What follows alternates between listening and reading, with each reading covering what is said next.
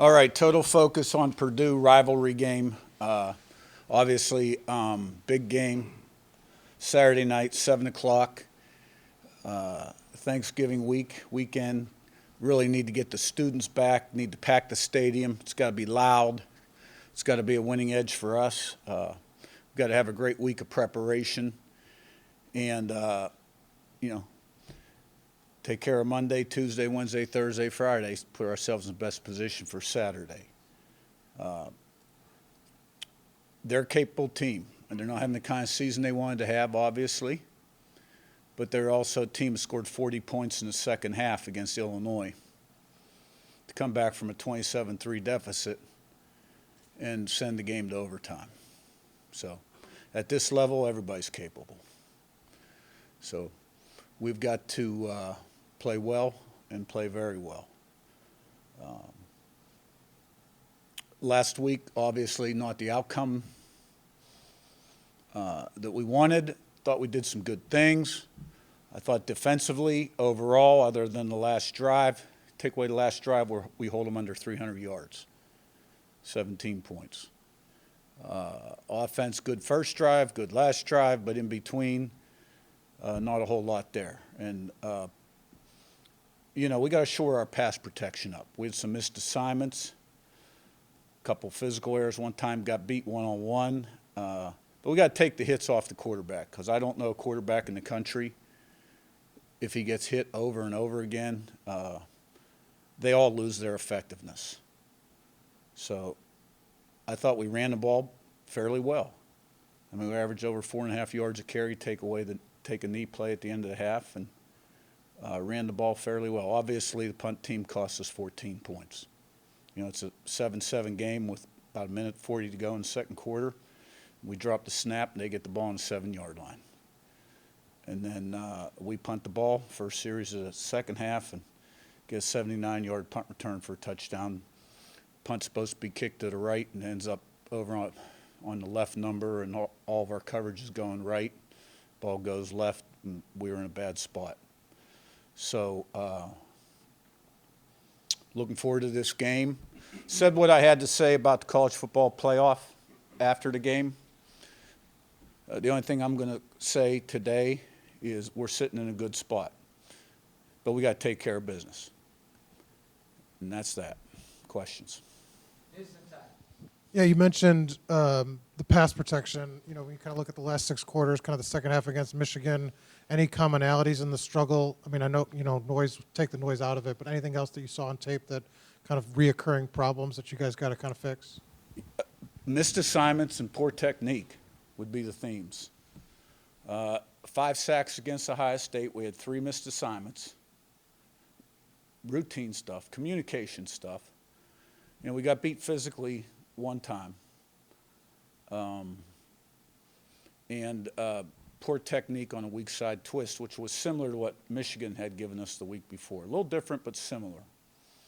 They had a little weak side linebacker end twist that we just didn't do a good job with. So we got to get back in sync offensively, and get our rhythm back, where we're playing with a lot of confidence, scoring points in bunches, and running the ball and throwing the ball with equal success. Is part of that, you mentioned on Saturday kind of the increased athleticism and sort of Michigan and Ohio State. Is that part of why those things crop up, where maybe a guy forgets technique because you're facing a guy that's quicker or they're more speed? Most of our problems Saturday were assignment errors, right? Like day one protection, certain lineman's supposed to go to the left and he doesn't. Or, there were 3 5-man pressures and 2 4-man pressures. One was a simulated pressure. All routine stuff. And we didn't do a good job of handling it. We protected really well the first series. We protected well the last series. But, in between, we had that 3rd and 1 play where we got called for the false start, put us in 3rd and 6. Okay, they brought a blitz. We didn't block it right. Quarterback got hit. He got hit 4 of the next 5 passes, sacked, and then so when he did have the opportunity to throw the football, he wasn't quite as effective with his reads or his accuracy. And, when you get rocked like that, not many guys are. Curt, you talked about the hits on Curtis. Just at the wear and tear of the season at this point, they're going to take some hits by this point in the season. How do you manage that? And then also with his thumb, it's going to be cold on Saturday. How does he manage that part of it in terms of his No, own the thumb comfort? has really progressed well. That's not an issue. And we've got to do a better job of protecting the quarterback.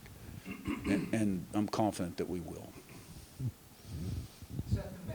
You mentioned all the special teams errors. I guess how did you see James handle the aftermath of that, just reviewing the film from that? And I guess how do you reassure him to make sure something like that doesn't shake him? Well, it was a good snap. We kind of had our hands on the back half of the ball. And then the next punt was the one that was supposed to go right and went way to the left for the touchdown. So it wasn't a great day for that unit. It's got to be better.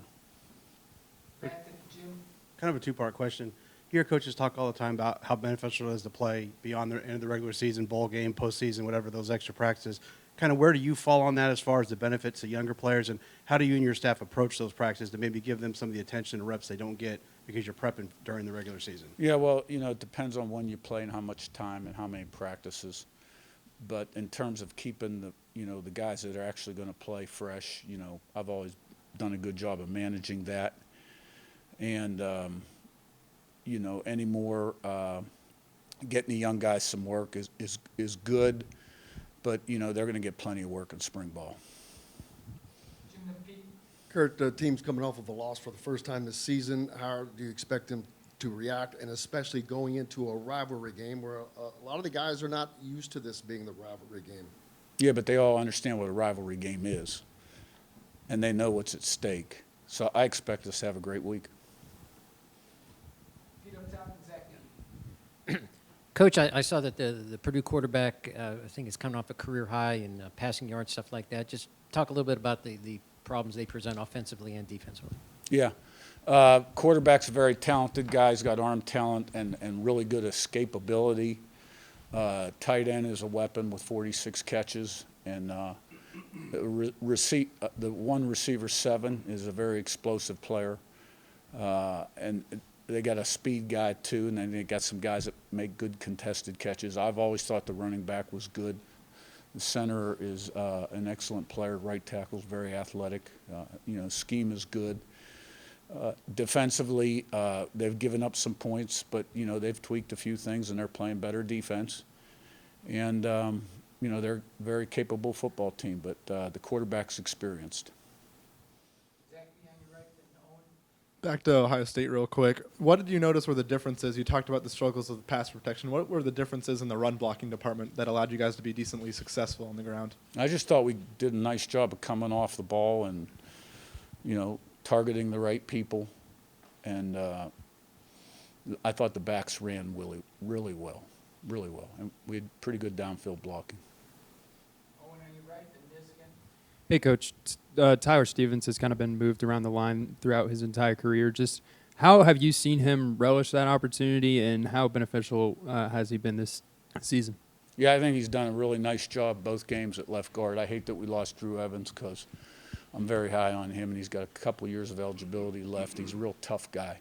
But Tyler Stevens has stepped in and he's done well.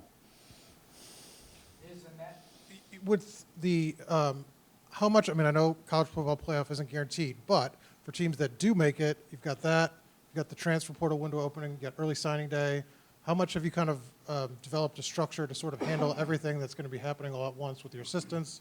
And how much of a time crunch is that to sort of have to reshape a roster? Because you've said you're going to have to hit the portal hard, having to do that kind of in the next couple of weeks. Well, Yeah, and I think I can talk more about that next week. Obviously, we all knew December was coming, and all the different things that would be going on. So I've had a lot of time to think about that. Right now, my total focus is on Purdue. My question was going to be kind of about the portal, and I know you're focused on the season, but any position groups in particular that you feel really need to be addressed from that avenue? I mean, we'll address that at the end of the season. Right now, our focus is on Purdue. All right, thanks, Coach. Thank you.